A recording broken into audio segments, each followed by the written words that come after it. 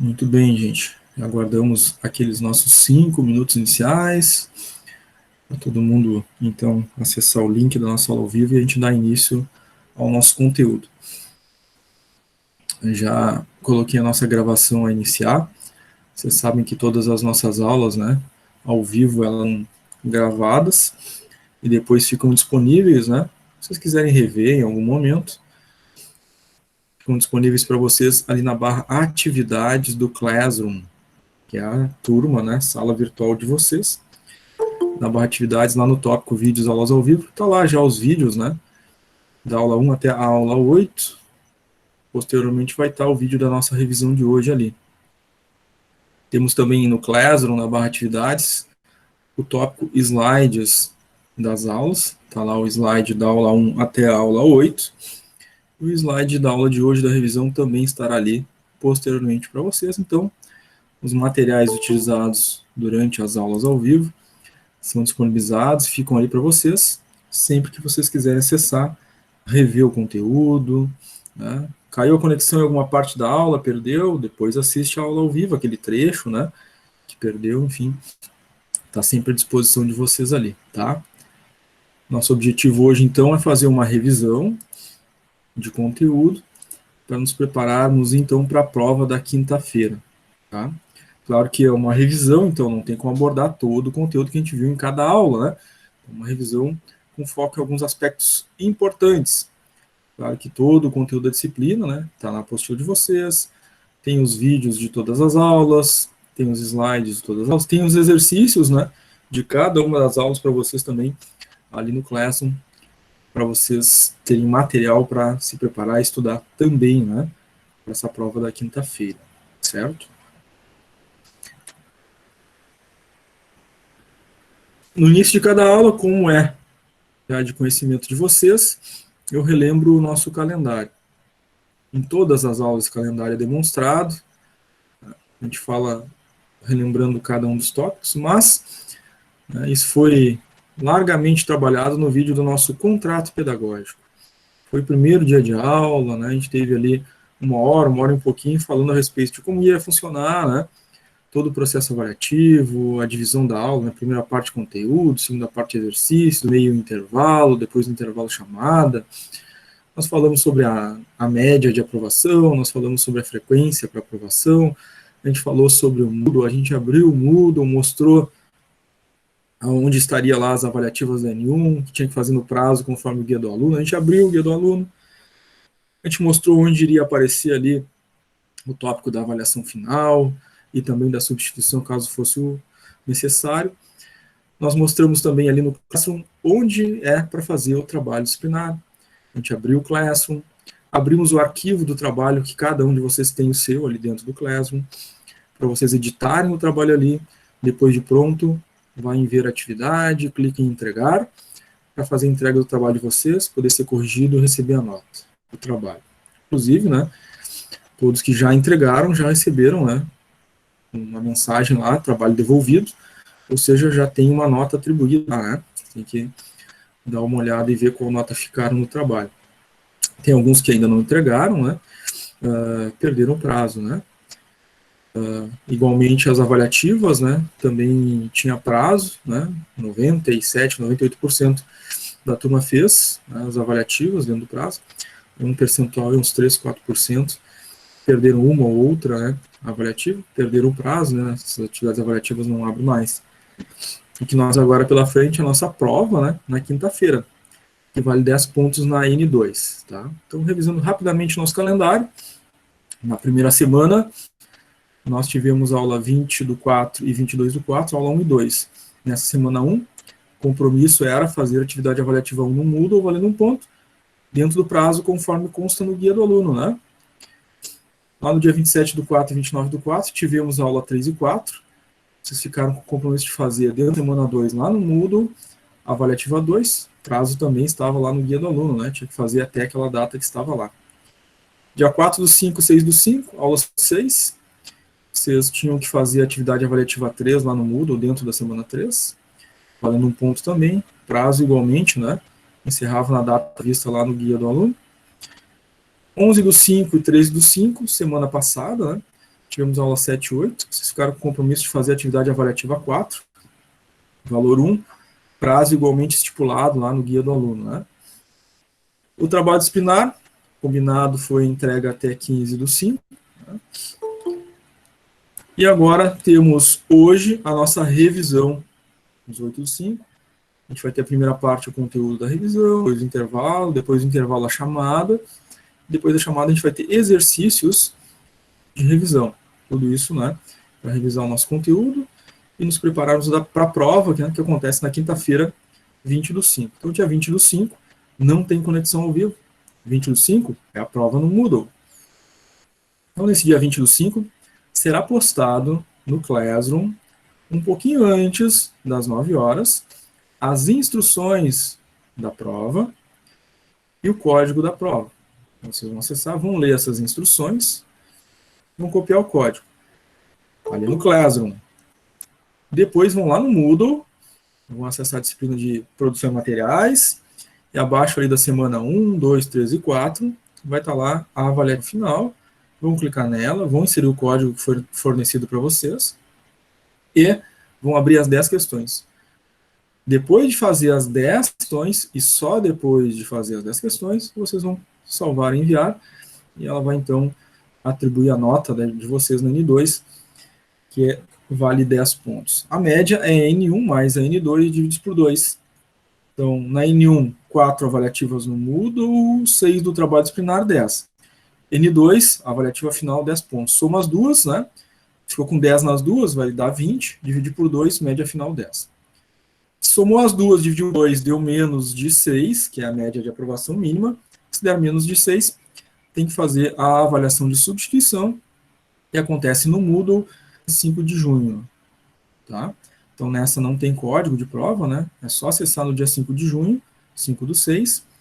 Abaixo da semana 1, 2, 3, 4, ativa final, vai aparecer a prova de substituição. Tá?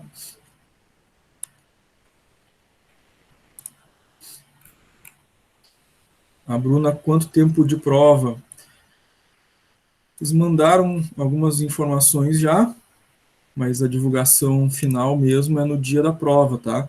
Sobre o tempo, enfim, né? Código, as instruções todas. Mas, se não me engano, já está ali no... Desde o primeiro dia, eu acho, já. Mas, se não me engano, é 45 minutos, tá? A prova.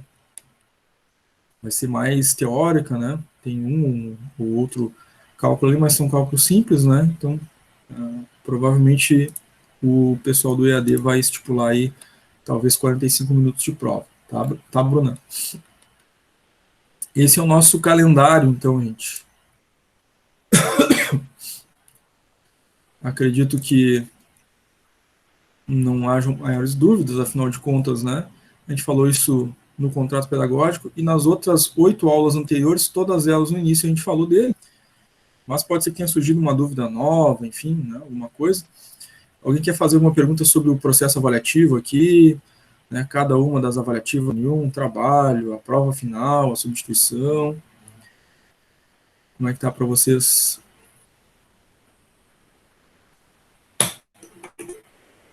Fora a ansiedade de fazer a prova, né, o resto eu acho que deve estar tranquilo.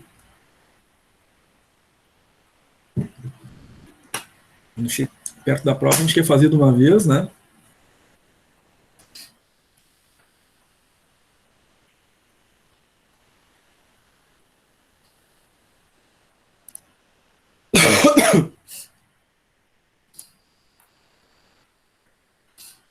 Milena Caroline colocou o Quiller no chat. Legal, Milena.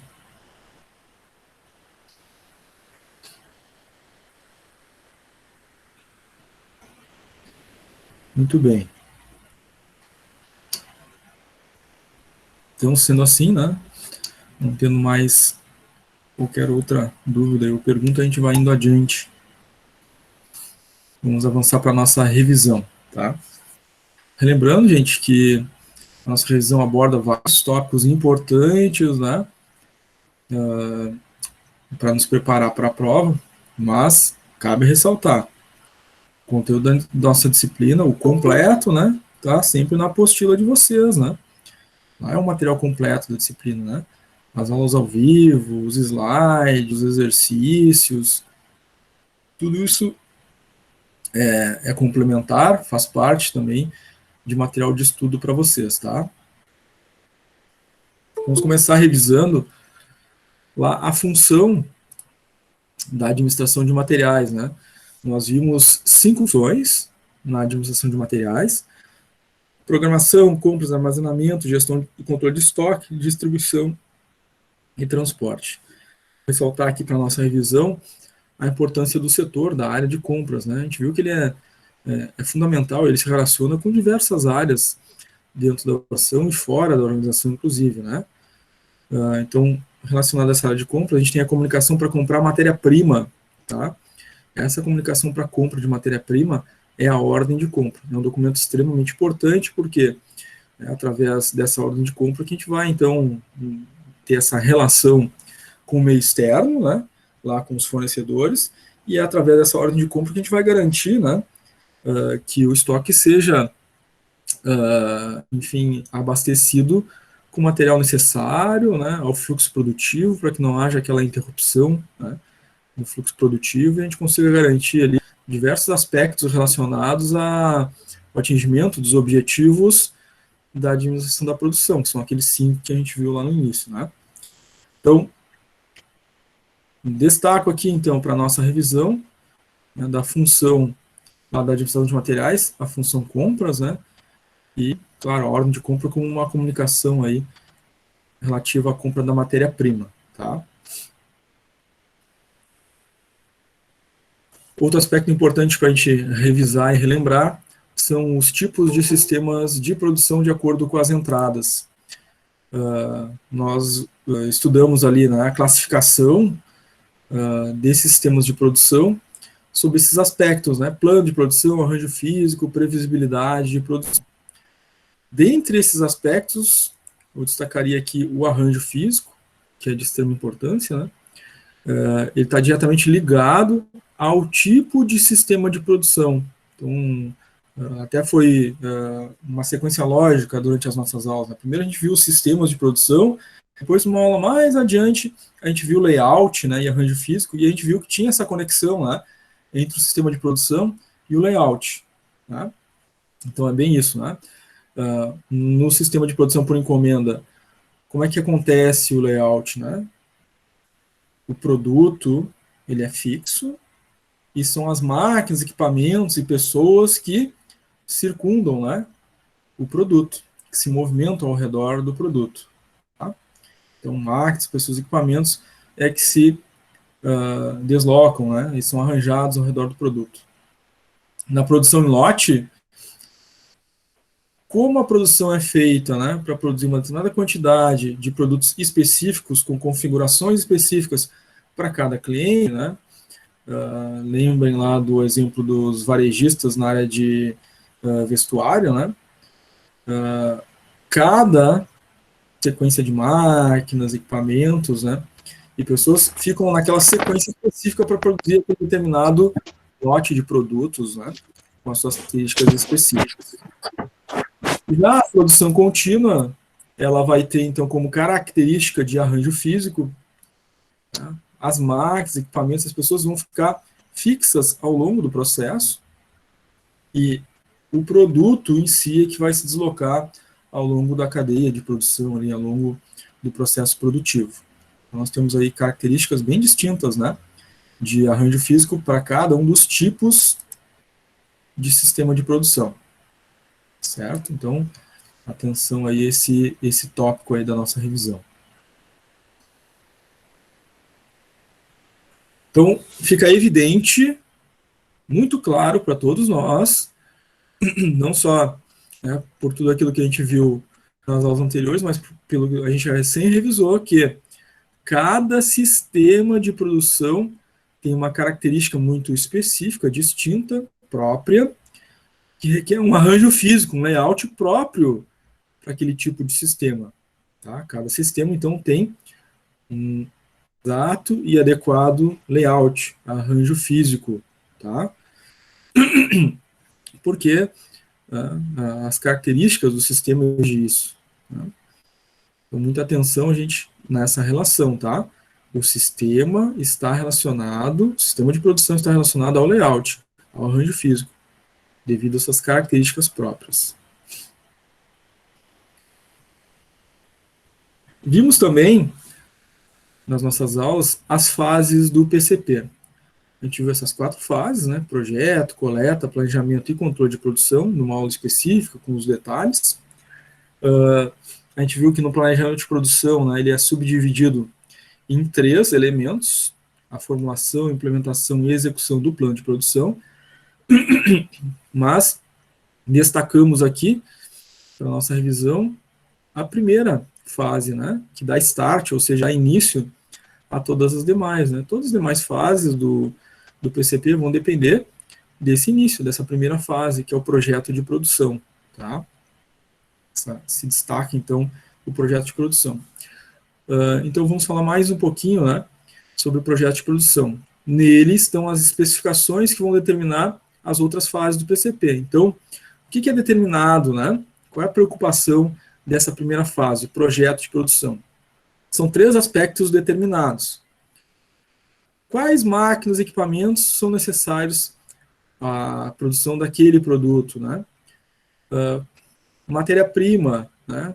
Quais materiais são necessários para a produção daquele dado produto que está se projetando, né? O processo produtivo. E quais são as pessoas, e, claro, a especialização das pessoas que deverão atuar dentro daquele processo produtivo, dentro daquela produção daquele produto que está sendo programado pelo PCP. Então, o projeto de produção determina já de início esses 3 elementos: máquinas, equipamentos, o pessoal disponível, né, a mão de obra, e os materiais necessários, sem os quais, né, não tem como dar sequência às outras fases do PCP. Então, essa primeira fase é a mais importante e que dá start, que inicia o processo de PCP. Né? Preocupação com esses 3 elementos aí.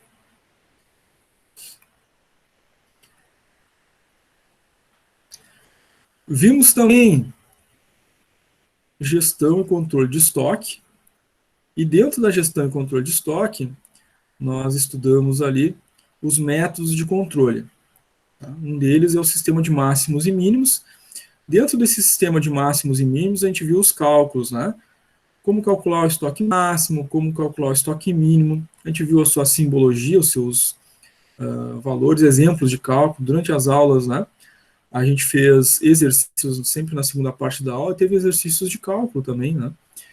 Para a aplicação dessas fórmulas, tá? Sempre relembrando que aqui é uma revisão, a gente já viu esse conteúdo durante as aulas, já fez exercícios a respeito desse conteúdo também durante as nossas aulas. Então, o estoque mínimo, ele é chamado de estoque segurança, aquele mínimo que traz segurança para que não haja ou não ocorram faltas de materiais no processo produtivo, quebrando aquele fluxo do processo.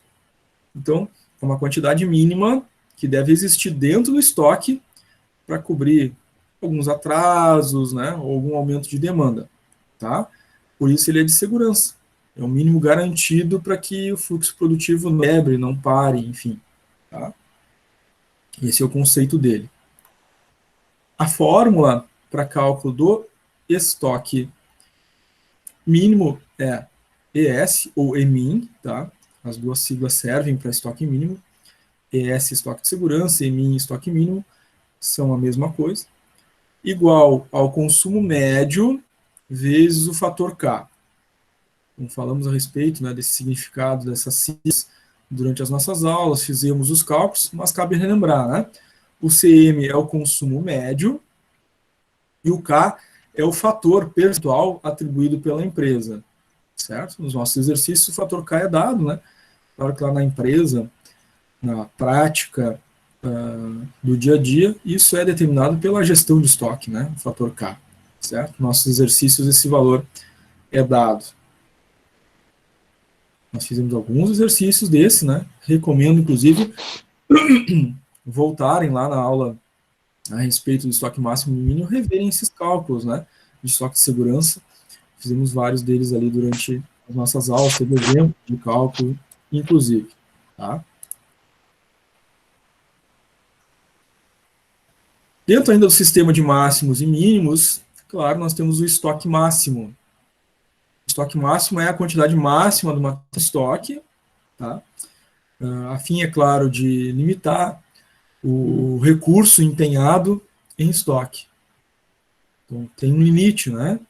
Para que a empresa não fique, né, com o recurso financeiro comprometido, além daquilo que seja o máximo necessário. Então, o máximo prevê esse cálculo. Então, a gente vai ter sempre dois limites, né? O mínimo e o máximo. Claro que as flutuações de estoque vão se dar, né, dentro desses limites.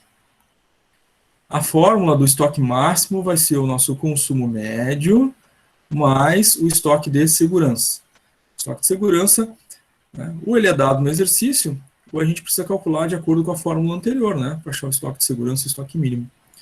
Soma mais o consumo médio e acha qual é o nosso estoque máximo. Igualmente, fizemos exercícios, né, na aula a respeito sobre estoque máximo, também recomendo, revejam lá a nossa aula, os exemplos de cálculo, os exercícios que foram feitos na segunda parte da aula, né.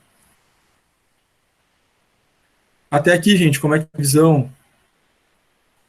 Alguma dúvida? Alguma pergunta?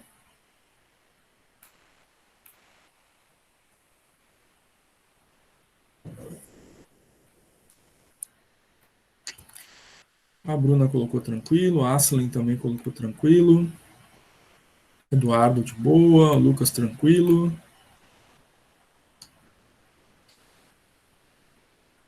Tudo certo, Thalia, estamos anotando tudo aqui, professor. legal, obrigado.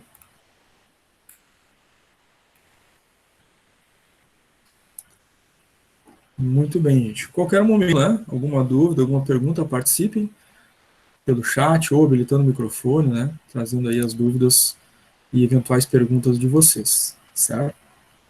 Então, vamos avançando aqui. Tempo de reposição. Bom, nesse tópico, né, tempo de reposição, a gente viu a importância dele, né? Porque para a gente poder fazer os nossos cálculos de ponto de pedido, a gente tem que saber quanto tempo cada fornecedor leva a fazer a entrega dos materiais que foram solicitados. Então, o conceito do tempo de reposição é bem esse, né?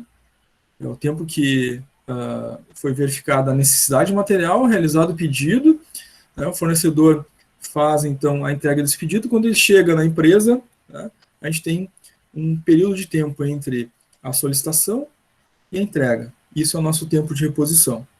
Tá? Esse tempo de reposição é importante, deve ser mensurado, medido, né? Para cada tipo de material, cada matéria-prima, cada material que a empresa detém no seu estoque. Então, ao fazer uma compra, né, a empresa deve ter já essas médias, né? Ó, esse material desse fornecedor, né, leva mais ou menos tanto tempo para entregar. A gente sabe, né, a necessidade disso, porque a empresa depende dos materiais para fazer o seu processo. Se ela não sabe, se ela não tem conhecimento desses eventos, né, é bem provável que ela, né, não receba a tempo, no tempo necessário, para não quebrar o fluxo de produção e não deixar, né, atrasar a entrega para o seu cliente, que é tão importante, porque afinal de contas é das vendas que são realizadas para o cliente que a empresa tem os seus recursos financeiros, né, tem a receita das vendas e se mantém ao longo do tempo. Então, o tempo de reposição é um aspecto extremamente importante dentro da gestão e controle de estoque. Claro, para o nosso ponto de pedido, né, é extremamente necessário. Sem o qual, né, sem ter tempo de reposição, a gente não consegue calcular o ponto de pedido. O ponto de pedido. O ponto de pedido é a quantidade indicativa, tá? Ponto de pedido não é a quantidade a ser comprada. Ponto de pedido é a quantidade indicativa. O que, que vai indicar? Que ao atingir essa quantidade, será necessário que a empresa faça um novo pedido de reposição. Então, vejam bem, a empresa tem lá uma determinada quantidade de material em estoque e calculou o ponto de pedido desse material. Tem lá 10 mil peças daquele material. Digamos que o ponto de pedido seja 2 mil.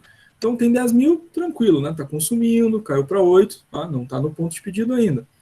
Caiu para 6, caiu para 4, não está no ponto de pedido. Caiu, foi caindo, chegou até 2. Quando chegou em 2, e 2 é o ponto de pedido, por exemplo, nesse momento a empresa vai fazer uma solicitação de compra, né, de reposição desse material. É isso o ponto de pedido. Então, chegou naquele nível. Eu tenho que pedir mais e repor, né? Até chegar aqui no nosso estoque máximo, de novo, os 10 mil, né? Que era natural desse material. Certo? Aí repõe, chega aos 10 mil de novo, começa a cair novamente, chegou no ponto de pedido de novo. Né? 2 mil, pede mais uma vez e vai repondo o estoque. Então, o ponto de pedido é o nível em quantidade que indica que devemos pedir mais material. Né? Não é a quantidade a ser comprada, mas é o nível que indica uma necessidade de nova compra, nova reposição. Tá? A fórmula do ponto de pedido, que inclusive fazia parte, né, ali de uma atividade do trabalho disciplinar de vocês, ponto de pedido, o consumo médio vezes o tempo de reposição, mais o estoque de segurança. Essa é a fórmula do ponto de pedido. Vai indicar o quê? Chegando naquele nível de quantidade no estoque, eu vou fazer uma nova compra.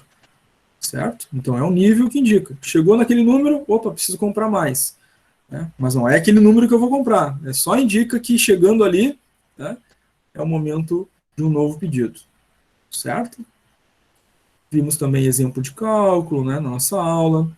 A gente fez exercícios, né, na segunda parte da aula, onde tinha cálculo de ponto de pedido, inclusive. Tá? Vamos rever um exemplo aqui de ponto de pedido, então. Nós temos aqui, dado no exercício, né, o consumo médio, 120. Nós temos também dado no exercício o tempo de reposição, 24 dias. E o estoque de segurança, 60. Temos ali os três elementos, né, da fórmula. Consumo médio, tempo de reposição e estoque de segurança. Muito cuidado aqui, né, gente, que primeiro a gente tem que fazer a multiplicação do consumo médio pelo tempo de reposição. Tá? A prioridade aqui no cálculo, né? Primeiro faz essa multiplicação, só depois do resultado dessa multiplicação, a gente soma o estoque de segurança. Tá? Nesse caso aqui, então, consumo médio 120 vezes tempo de reposição 24, 2.880, mais estoque de segurança 60, o ponto de pedido 2.940 unidades. Então, claro, a gente tem que saber o que significa esse número, né? Pelo nosso conceito a gente já sabe. Esse número aqui não é a quantidade a ser comprada. Esse número aqui indica o nível que é atingido no estoque, né, demonstra para a empresa que é hora de fazer um novo pedido. Então a empresa tinha mais peças, foi diminuindo, quando chegou nesse número, opa, agora é hora de pedir mais, fazer um novo pedido. Tá? E esse é o significado desse número. Esse significado é importante, faz parte aí, né, do conceito do ponto de pedido. Pode ser que apareça uma questão assim na prova, né? A gente precisa estar muito atento a esse conceito. Tá? Ponto de pedido, gente, está entendido?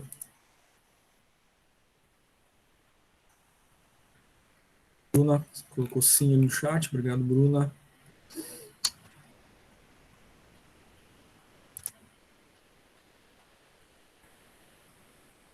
Ok.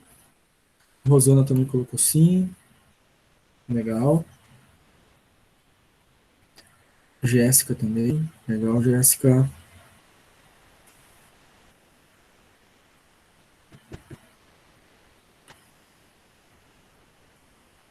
Certo. Então, vamos adiante aqui na nossa revisão. Durante as nossas aulas, ali a respeito da gestão de estoque, nós vimos os gráficos, né? O gráfico dente de serra. Nós vimos ali que tinham uma classificação correspondente ao modelo do gráfico, indicando, né, o tipo de consumo e o tipo de reposição. Então, o gráfico do consumo e reposição dos materiais acompanha o ritmo que esse material, então, é utilizado no processo de produção e a forma como esse material, né, é reposto ao chegar do fornecedor dentro do estoque. Tá? Ou a forma como as compras são feitas, né, o ritmo em que as compras são feitas. Haverá no gráfico um indicativo da realidade de consumo e de reposição. Tá? Então, o primeiro gráfico dos três, né, é o gráfico de reposição imediata e consumo gradativo. Muita atenção, né, nesse modelo. A empresa adquire tudo de uma vez só, e vejam que na linha azul, né, a indicação é essa, a reposição se dá em uma única vez, né? Nós temos aqui o eixo da quantidade e o eixo do tempo. Então, nesse tempo, nesse momento único, a empresa fez uma compra, né, de tudo que ela tinha necessidade e repôs o seu estoque, né, na quantidade máxima, tá? Acontece que, nesse caso, o consumo, a produção, de forma gradativa. Então, repus todo o material de uma vez, e esse material foi sendo consumido ao longo do tempo, né? Passou um dia, consumiu um pouquinho, 2 dias mais um pouco, né? Um mês mais um pouco, 2 meses, 3 meses, 4 meses, 5 meses, quando vê, chegou de novo ao estoque mínimo. E aí a reposição compra, né? Mais uma, né, um gráfico aí vertical, né? Repondo todo o estoque de uma única vez. Então, a reposição é imediata, a compra, né? E a colocação do material direto dentro do estoque em uma única vez, e depois o consumo sendo feito ao longo do tempo. Tá? Então, esse é o gráfico de reposição imediata e consumo gradativo. O segundo gráfico representa a reposição gradativa e o consumo gradativo. Nesse tipo, né, de relação reposição-consumo, a reposição ela é um pouquinho maior, né, em quantidade, em ritmo, do que o consumo, justamente para evitar, né, que haja falta, porque se o consumo for mais célere do que a reposição, haverá problema de falta. Então, aqui, a reposição é gradativa, o consumo é gradativo, mas, no entanto, a reposição ela tem um ritmo, né, naturalmente maior do que o consumo, tá? Então, a gente vai vendo que esse material, né, materiais no estoque são repostos gradativamente, as compras são feitas ao longo do tempo, né? De novo aqui o eixo da quantidade, o eixo do tempo. Então, a quantidade aumentando ao longo do tempo, né? Passa uma semana, 2, 3, um mês, 2, 3, 4, e o estoque desse material vai subindo. Ao chegar no ponto máximo, né, para a reposição, e continua o consumo. Esse consumo vai se dando ao longo do tempo igualmente, né? Até que ele chega num determinado nível de estoque mínimo e depois é novamente reposto, né? Essa reposição é num ritmo, então, naturalmente um pouquinho maior, né? Então, vejam sempre que, em algum momento, né, o consumo ele se dá, mas ele se dá num ritmo menor, numa quantidade menor, e a reposição se dá numa quantidade maior, né? Sempre evitando a quebra de fluxo de materiais no processo produtivo. O processo produtivo não pode parar por falta de material, né? Então, muito embora a reposição seja gradativa e o consumo também, a reposição ela é gradativa, mas em ritmo um tanto maior. Conceito importante aí que acontece e é representado, né, por esse gráfico. E, por fim, o terceiro tipo, né, que é a reposição gradativa e o consumo imediato. Tá? Então, a reposição e o consumo, nesse caso aqui, não podem ser simultâneos, né? Porque o consumo vai ser de forma imediata, a reposição tem que ser dada, né, em tempo anterior, tá? Então, a reposição aqui vai sendo gradativa, vai passando os dias, semanas, né, até que se chega o estoque máximo, e o consumo se dá em uma única feita, de uma única vez, né, e aí, reposição também gradativa ao longo do tempo, consumo imediato, tá? Essa, claro, né, a terceira última é em oposição ou inversa à primeira, né? Inverte aqui o sentido do gráfico dente de serra, né? Nesse caso aqui a reposição aqui é gradativa, certo? Então temos a diferença aí entre os três mais comuns. Pode me dar um exemplo de que empresa usaria esse tipo de estoque? Esse último aqui? É esse último aí. Isso, vamos imaginar uma empresa de projetos, tá? Então, para executar os projetos dela, precisa repor todos os materiais, né? Precisa ter todos os materiais sem os quais não consegue executar o projeto. Então, ela vai fazendo as compras, quando tem todos os materiais necessários, ela vai lá e executa o projeto. Uma prestação de serviço, por exemplo, né? Para poder ir lá executar um serviço de pintura num apartamento. Uma prestação de serviço. Eu preciso do pincel, da tinta, da lixa, né? E se eu não tiver um desses, eu não consigo prestar o serviço. É tipo tudo. Um serviço agendado, então. Daí tu isso, vai tendo tempo para se organizar. Isso, um serviço, um projeto, né? Para mim poder fazer determinado projeto, eu preciso de todas as peças. senão não consigo fazer o projeto. Então, chegou todas as peças, eu executo, né? Vou consumir todos de uma vez só. Depois, no próximo projeto, no próximo serviço, eu vou, né, fazer as compras. Quando chegou tudo, vou lá e executo, né? Então, é um exemplo, né? Nesse sentido, tá? Claro que depende, né? Cada tipo de reposição sua vai depender das características, né, de cada empresa, o setor da empresa, né? Que tipo de produto é, né, se é uma empresa industrial, se é uma empresa de tecnologia, se é uma prestadora de serviço, se é um comércio, se é um vestuário, se é área de alimentação, né, tem todas essas variações no mercado e cada tipo de empresa acaba tendo a sua forma, né, de consumo e de reposição. Esses são os tipos mais comuns gerais, né, dentro desses diferentes setores, tá? Legal, obrigado pela pergunta aí. As perguntas são sempre muito pertinentes e enriquecem sempre o nosso momento de aula aí. Valeu. Certo? Obrigado. Muito bem, gente. Então vamos agora à acurácia dos estoques. A nossa acurácia de estoque, a gente viu, né, também durante as nossas aulas aí, o conceito, né, fórmula, exemplos de cálculo. A gente viu que tem dois tipos, né? Tem a acurácia física e a acurácia financeira. A acurácia física é sempre relacionada à quantidade de itens. A acurácia financeira é sempre sobre o valor financeiro dos itens. Então, são dois conceitos importantes que a gente não pode confundir, né? Quantidade é número de itens e valor é a finança, né? O valor financeiro, né? Quanto custa é o custo dos itens, tá? Então, a acurácia física, ela vai determinar a quantidade de itens que há dentro da empresa fisicamente de fato, comparando com aquilo que deveria ter, né? Ou seja, comparando com aquilo que está registrado no sistema. Eventualmente tem essas diferenças, né? Porque da entrada e do registro no sistema, até passar pelo estoque, né? Passar o tempo de conservação no estoque, entrar no processo produtivo, acontecer os acontecidos no processo produtivo e até chegar, né, o produto pronto, acabado lá na expedição, podem acontecer perdas, falhas, erros, desperdícios, armazenamento equivocado que gerem algum tipo de perda nesse material. Então, deveríamos ter, né, por exemplo, 100 peças e, de fato, agora tem 90. Alguma coisa aconteceu no meio do caminho, né, que fez com que acontecesse aquela perda de quantidade de peças. Então, a acurácia fina mede isso, né, o quanto é eficiente, ou quão é eficiente, né, a conservação, né, a qualidade do processo como um todo. O ideal é que a acurácia seja 100%. Entrou 100 peças, eu consegui usar as 100 peças para produzir, né, e entregar o meu produto final lá para os meus clientes.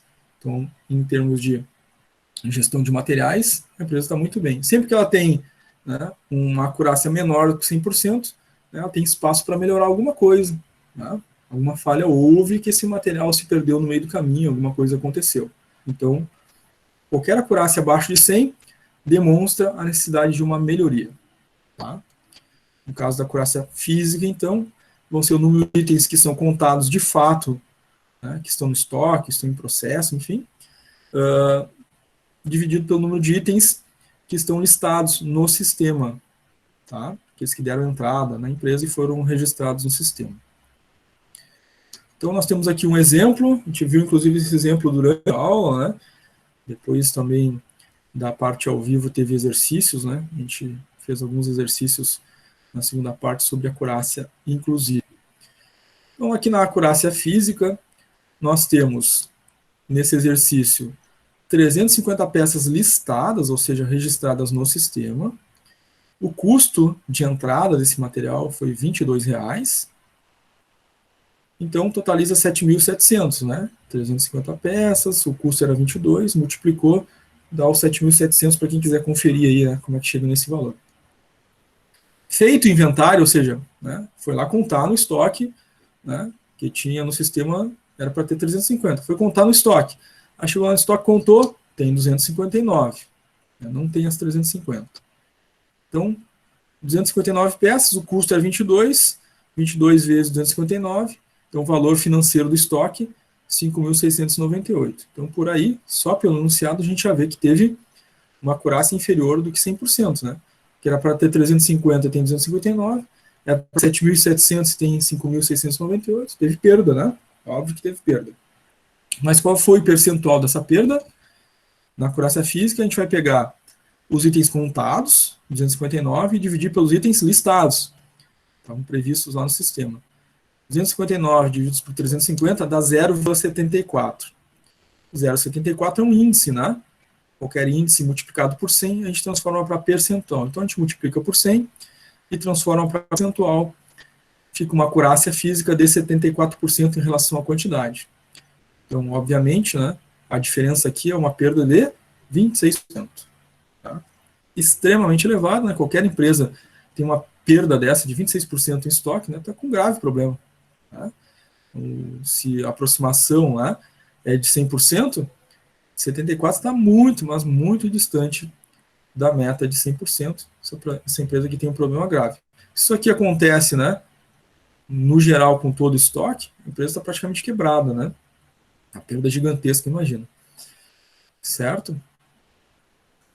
Mas nós temos a acurácia financeira.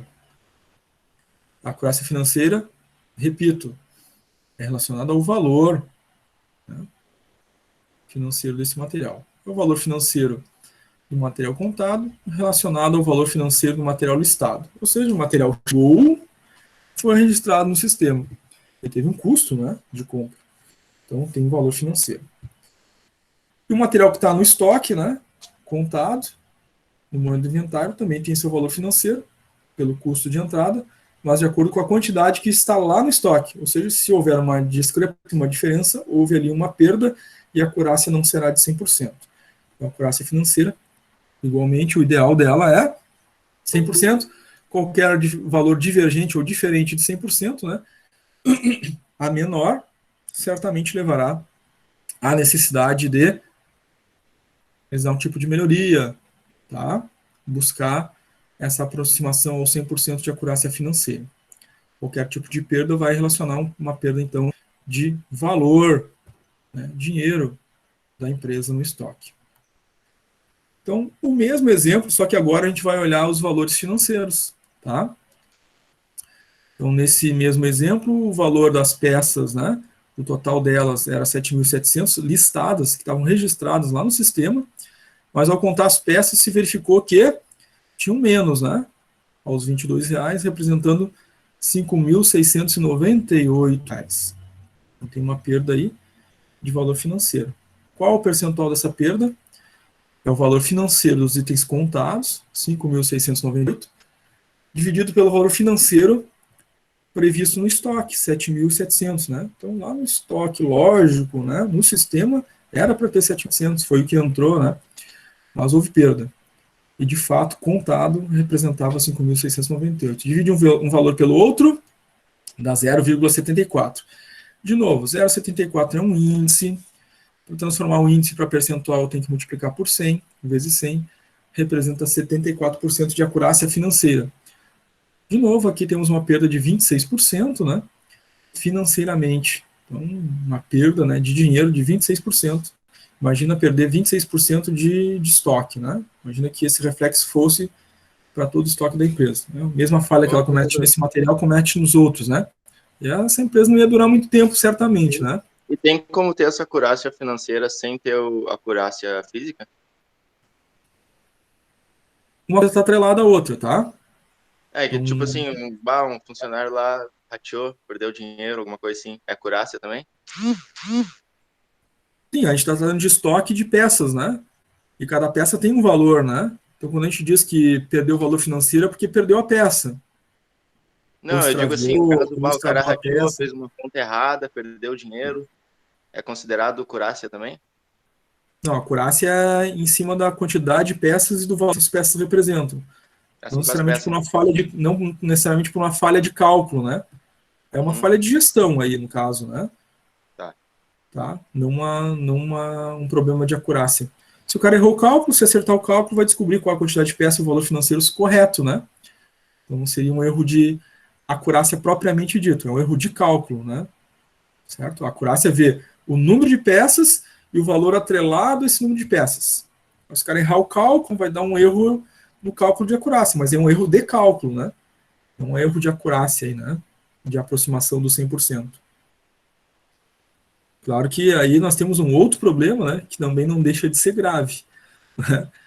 Então, se os cálculos forem feitos errados, provavelmente, né, a empresa pode ter problema de fluxo produtivo. Então, se a gente fizer um cálculo errado de acurácia e disser que, né, era para ter lá 3 mil peças e a gente fez o cálculo, né, e disse, não, tem as 3 mil. Aí chega na hora de produzir, vai pedir, quando chega lá, consumiu 2 mil, tem mais. Né? Cadê as outras 1.000? O cálculo foi feito certo, era para ter, mas não tem. Então é um outro erro, né? É um erro de gestão aí, um problema que deve ser resolvido em função disso, né? Tá. Muito bem. Temos aí então os dois cálculos, né? A acurácia financeira e a acurácia física. Então é o número de peças e o número financeiro, né? O valor financeiro relacionado a essas peças. Então, cada peça tem um valor, tem um custo, né? Por isso o estoque ele é valorizado, né? Esse valor do estoque, ele aparece na contabilidade, lá no balanço patrimonial, né, por exemplo. E claro, né, a gestão de estoque faz os seus controles também, através do uso dos métodos, né, de gestão de estoque, aqueles que a gente viu também durante as nossas aulas, né. Mas de acurácia são essas fórmulas de cálculo. Para a avaliação do estoque, nós vimos 4 métodos, né? Nós vimos o custo médio, nós vimos o PEPS, o EPS e o custo de reposição. O método PEPS, nós tivemos inclusive, né, uma das etapas do trabalho disciplinar, né, para fazer. Tá? Cada um desses métodos, a gente viu o conceito, a gente viu exemplo de cálculo, passo a passo de cada um deles na aula, e o método PEPS, se vocês precisaram, né, fazer o cálculo lá no nosso trabalho disciplinar. Hoje, para a nossa revisão, eu vou chamar a atenção em especial para o método avaliação do custo de reposição, tá? Naquilo que diz respeito ao seu conceito e a valorização do estoque no método do custo de reposição. Cada método, né, vai ter um reflexo no valor do estoque. Um método vai aproximar mais esse valor do estoque ao valor do mercado, outro método, né, vai aproximar esse valor às últimas compras, né? Enfim, cada método tem a sua característica própria, tá? O método avaliação pelo custo de reposição tem a sua, e é isso que eu quero chamar a atenção na avaliação pelo custo de reposição aqui na nossa revisão, tá? Qual é o reflexo desse método na valorização do estoque, tá? Então tá aqui. O reflexo do método de custo de reposição na avaliação do estoque, na avaliação financeira do estoque, faz com que o valor do estoque esteja sempre atualizado em relação ao mercado. Tá? Então, porque ele puxa sempre um percentual do valor da última compra, né? Vocês devem lembrar ali quando a gente fez o cálculo, né, na aula, e demonstrou o exemplo de cálculo do custo de reposição. O custo de reposição ele tem um percentual, né, da última compra. Então sempre tem aquele percentual ali que vai, né, sendo puxado para estabilizar ali, né, o valor final, o saldo final do estoque, porque as saídas vão sendo feitas por esse percentual. Então realmente é isso, né, o valor do estoque está sempre atualizado em relação ao mercado, né, e sofre essa atualização percentual sempre que houver uma reposição. Sempre que tem uma reposição, acrescenta aquele percentual previsto. Né? Aí, claro, cabe aqui lembrar que o valor da reposição, aquele percentual de reposição, nos nossos exercícios, né, é dado pelo exercício, e lá na empresa, é dado pela gestão do estoque, eles fazem uma apuração, né, desse valor para dar esse custo de reposição. Tá? Então, a característica dele, o valor do estoque sempre atualizado em relação ao mercado, em função disso que a gente acabou de falar. Tá? Rian está conectando agora. É isso? Estava com problema na net. Tá. Muito bem. Sobre custo de reposição, gente, tranquilo? Esse conceito, isso é importantíssimo, tá? O conceito dele aqui de trazer sempre, né, o valor de estoque atualizado em relação ao mercado. A Bruna ficou sim, tranquilo. Legal, Bruna. Claro, gente, essa é a nossa revisão, né? Está sendo gravado, depois quiserem, né, ver isso novamente, né, vai estar ali o vídeo para vocês. Quem entrou depois, né, que nem aconteceu com o Rian aí, e outros que acabaram entrando depois que tinha começado a revisão, né? O vídeo vai estar à disposição depois ali na barra atividades do Classroom, no tópico vídeos aulas ao vivo, vai estar ali o vídeo da revisão. Tá? Então, quem entrou depois, né, quem pegou pela metade, recomendo assistir o vídeo desde o início, né? Os slides da mesma forma, tá? Esses slides que a gente está utilizando aqui na gravação, depois ficam ali para vocês na barra atividades, no tópico slides das aulas ao vivo. Sempre assim, né? Todas as aulas foi assim, a revisão também será. Os materiais estarão à disposição de vocês ali depois. O Eduardo também colocou que está tranquilo ali. Legal, Eduardo. A ideia, inclusive, hoje, gente, a gente vai estar fazendo aí uma preparação até para a nossa prova, né, uma revisão para a prova, é que, fim da nossa revisão, né, terminada a revisão, intervalo e chamada, a gente faça uma quantidade maior de exercícios na segunda parte, tá? Então, a ideia é sobrar até mais tempo para isso, né? Para vocês fazerem uma quantidade maior, estar bem preparados ali, né, com modelos de exercícios, conteúdos, enfim, para sair bem lá na nossa prova. Então, não desconectem depois da chamada, né? Não deixem só conectado ali e vão fazer outra coisa, né? Realmente façam os exercícios, né? E utilizem aquele espaço dos exercícios de revisão aí para eventuais dúvidas. Né? Tem dúvida? Esse exercício não entendi muito bem, não achei resultado. Né? Vamos conversando e vamos tirando as dúvidas também naquela segunda parte, tá? Muito bem. Vamos, gente, ao nosso intervalo. Vai sobrar aí um tempo legal para a gente fazer lá, quase 20 exercícios aí, dentro do intervalo, né? A ideia é essa, a gente fazer bastante exercício hoje e estar bem preparado para a prova da nossa quinta-feira. Né?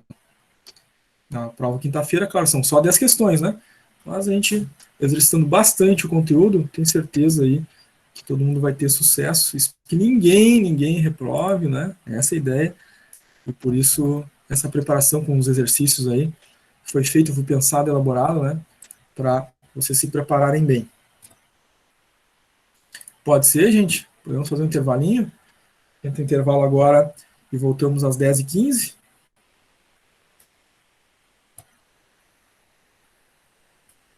Então tá.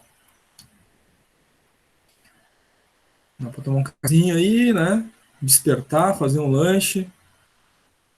Depois, na volta, a gente faz a nossa chamada. Depois da chamada, a gente começa os exercícios. Lembrando sempre, gente, que na medida do possível, né, não desconectem, né? Fiquem conectados aí, porque já na volta do intervalo, a gente faz a chamada. Então, se alguém desconecta durante o intervalo, né, para voltar depois, às 10h15, às vezes demora um pouquinho para voltar quando vê já passou seu nome, né, na chamada. Então, o ideal aí, na medida do possível, não desconectar, tá?